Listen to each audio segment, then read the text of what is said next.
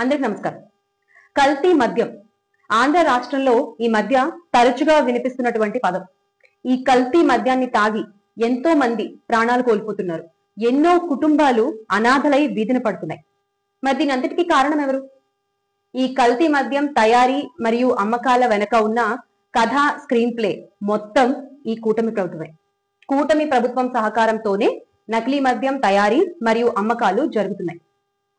అలా అని ఈ నకిలీ మద్యం తయారీ అమ్మకాల వెనక ఉన్నది ఏ కొద్ది మంది కూటమి నాయకులు మాత్రమే కాదు. దీని వెనక ఉండి మొత్తం కథ నడిపిస్తున్నది మొత్తం కూటమి ప్రభుత్వం. ఇది ఒక వ్యవస్థీకృత వ్యాపారం. ఏపీలో ఏ మద్యం షాపులో ఏ బ్రాండ్ కి ఎక్కువ డిమాండ్ ఉంది, ప్రతి ఒక్క షాపులో ఏ రోజు ఏ బ్రాండ్ ఎక్కువగా అమ్ముడవుతుంది అన్న పూర్తి వివరాలు ఎక్సైజ్ వారికి, అలాగే ఏపీ బెవరేజెస్ అధికారులకి పూర్తిగా స్పష్టంగా తెలుస్తాయి. దాన్ని బట్టి డిమాండ్ ఉన్న బ్రాండ్ల తయారీని, ఉత్పత్తిని ఉద్దేశపూర్వకంగానే తగ్గించి కృత్రిమ కొరతని సృష్టించి అవే బ్రాండ్ల లేబుల్స్ తో నకిలీ మద్యాన్ని పంపిణీ చేస్తోంది ఇప్పటి కూటమి ప్రభుత్వం.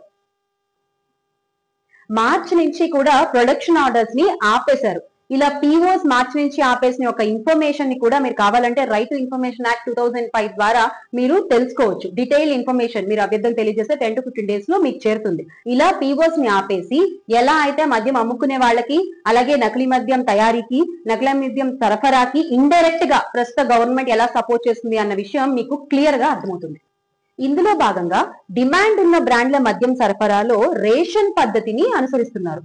వివరాల్లోకి వెళ్తే, ఉదాహరణకు ఒక మద్యం షాపు యజమాని ఆయన షాప్ లో నాకు రోజుకి ఈ మద్యం 10 కేసులు కావాలి అని అడిగారు అనుకోండి. లేదు మేము మీకు 10 కేసులు ఇవ్వలేము, 1 లేదా 2 కేసులు మాత్రమే ఇవ్వగలము అని చెప్పి వారికి ఆ కేసులను రేషన్ పద్ధతిలో ఇచ్చి మిగిలిన కేసులని నకిలీ డిపోల ద్వారా ఆ నకిలీ మద్యాన్ని పంపిణీ చేస్తూ భర్తీ చేసుకుంటూ వస్తోంది ఇప్పటి కూటమి ప్రభుత్వం. ఇలా మద్యం ఉత్పత్తిని ప్రభుత్వమే తగ్గించి కృత్రిమ కొరతని సృష్టించి ఆ కొరతని నకిలీ మద్యం డిపోల నుంచి ఆ నకిలీ మద్యాన్ని సరఫరా చేస్తూ భర్తీ చేసుకుంటూ వస్తున్నారు. ఇప్పటి వరకు ఈ నకిలీ మద్యంలో బయటకొచ్చిన స్థావరాలు గాని, టీడీపీ నేతల పేర్లు గాని ఇవన్నీ కూడా జస్ట్ కదిలిన తీగ మాత్రమే.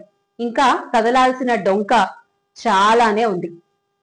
ఏదో మొక్కుబడికి ఆ టీడీపీ నాయకుల్ని సస్పెండ్ చేసేసాము అని చేతులు దులిపేసుకుని వీఆర్ ఇన్ క్లీన్ హ్యాండ్స్ అని చెప్పుకుంటూ తిరిగితే సరిపోదు.